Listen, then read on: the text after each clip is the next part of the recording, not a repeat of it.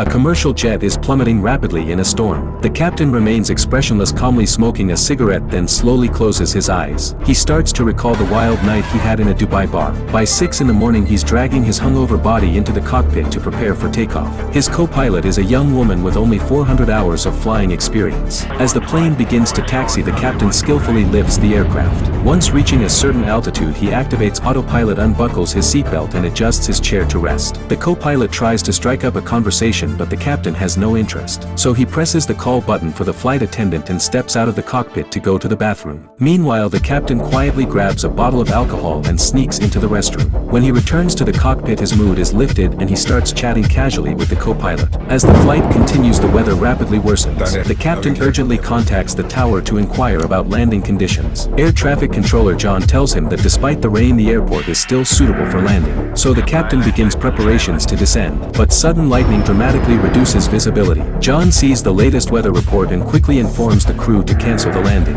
He suggests diverting to Trivandrum Airport, 220 kilometers away. The young co-pilot disagrees, pointing out that the manual states the alternate airport is Bangalore, 230 kilometers away. But the captain dismisses her advice, clearly trusting the air traffic control's judgment more. The co-pilot, although uneasy, follows orders and reports to the tower that they'll divert to Trivandrum. During the flight, the co-pilot grows more anxious and the captain feels uneasy too. As the plane nears Trivandrum, the weather gets even worse. Meanwhile, Trivandrum Airport has already announced its closure and the storm is rapidly approaching. At this point, the captain still doesn't know this news because John's asthma flared up and he couldn't inform him in time. No one realizes that 150 passengers' fates are slowly descending into disaster. An elderly passenger suddenly questions the situation. He says he used to be an aviation reporter and remembers that whenever they had weather like this, Trivandrum was always impossible to land at, so alternate airports were always in Bangalore. His comment causes a stir among the passengers. Meanwhile, the air traffic controllers at Trivandrum are casually chatting. The storm has given them an unexpected break.